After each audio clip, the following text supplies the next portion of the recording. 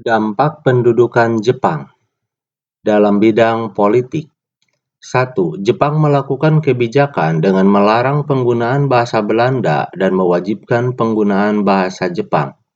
2. Struktur pemerintahan dibuat sesuai dengan keinginan Jepang, misalnya desa dengan ku, kecamatan dengan so, kawadanaan dengan gun, kota praja dengan shi, kabupaten dengan ken, dan karesidenan dengan shu.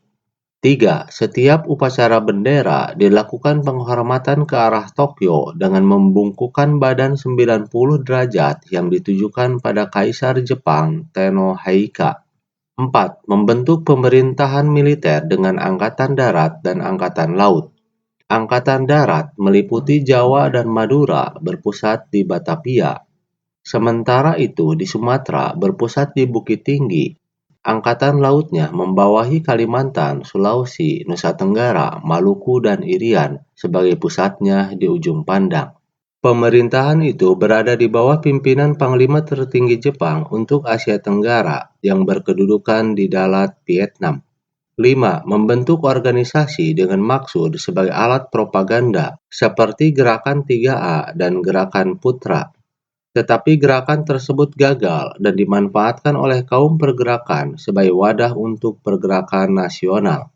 6. Tujuan utama pemerintah Jepang adalah menghapuskan pengaruh Barat dan menggalang masyarakat agar memihak Jepang. Pemerintah Jepang juga menjanjikan kemerdekaan bagi bangsa Indonesia yang diucapkan oleh Perdana Menteri Tojo dalam kunjungannya ke Indonesia pada September 1943.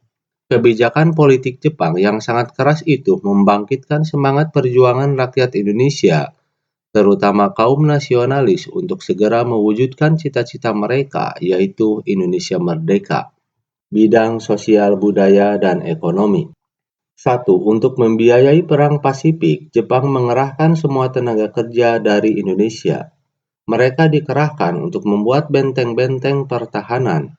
Pengerahan tenaga kerja yang mulanya sukarela lama-lama menjadi paksaan. Desa-desa diwajibkan untuk menyiapkan sejumlah tenaga romusa. 2. Semua objek vital dan alat-alat produksi dikuasai Jepang dan diawasi sangat ketat. Pemerintah Jepang mengeluarkan peraturan untuk menjalankan perekonomian. Perkebunan-perkebunan diawasi dan dipegang sepenuhnya oleh pemerintah Jepang. Banyak perkebunan yang rusak dan diganti tanamannya untuk keperluan biaya perang. Rakyat dilarang menanam tebu dan membuat gula, diganti menanam pohon jarak. Untuk mengawasinya, maka dibentuklah Tonarigumi atau rukun tetangga. 3. Semua nama-nama kota yang menggunakan bahasa Belanda diganti dengan bahasa Indonesia, seperti Batavia menjadi Jakarta dan Buitenzorg menjadi Bogor. 4. Untuk mengawasi karya para seniman agar tidak menyimpang dari tujuan Jepang, maka didirikanlah Pusat Kebudayaan pada tanggal 1 April 1943 di Jakarta yang bernama Kaimun Bunka Shidoso. Bidang pendidikan. 1. Keadaan pendidikan di Indonesia semakin memburuk. Pendidikan tingkat dasar hanya satu, yaitu pendidikan 6 tahun. Hal itu sebagai politik Jepang untuk memudahkan pengawasan. 2. Para pelajar wajib mempelajari bahasa Jepang. Mereka juga harus mempelajari adat istiadat Jepang dan lagu kebangsaan Jepang, Kimigayo, serta gerak badan sebelum pelajaran dimulai.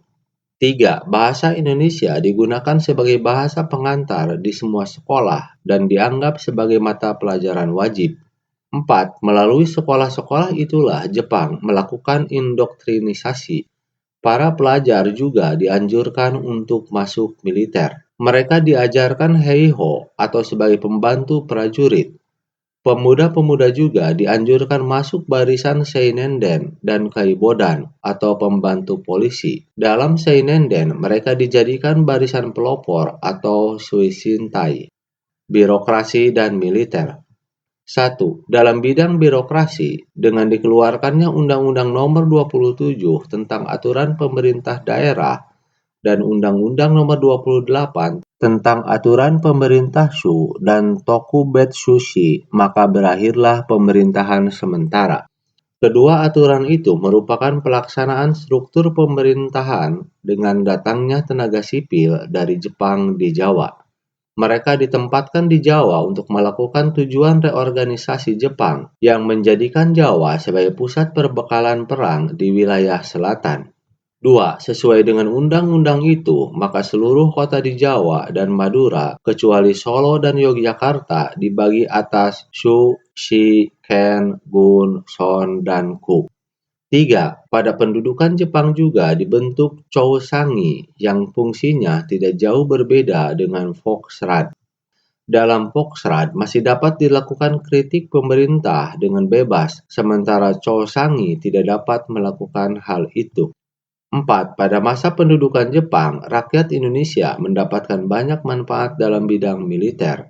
Mereka mendapat kesempatan untuk berlatih militer, mulai dari dasar-dasar militer, baris berbaris, latihan menggunakan senjata, hingga organisasi militer dan latihan perang. Melalui propagandanya, Jepang berhasil membujuk penduduk Indonesia untuk menghadapi sekutu. Karena itulah mereka melatih penduduk Indonesia dengan latihan-latihan militer. Bekas pasukan peta itulah yang menjadi kekuatan inti Badan Keamanan Rakyat (BKR) yang berubah menjadi Tentara Keamanan Rakyat (TKR) dan sekarang dikenal dengan Tentara Nasional Indonesia. Demikian kilas balik menengok masa lalu untuk menatap masa depan.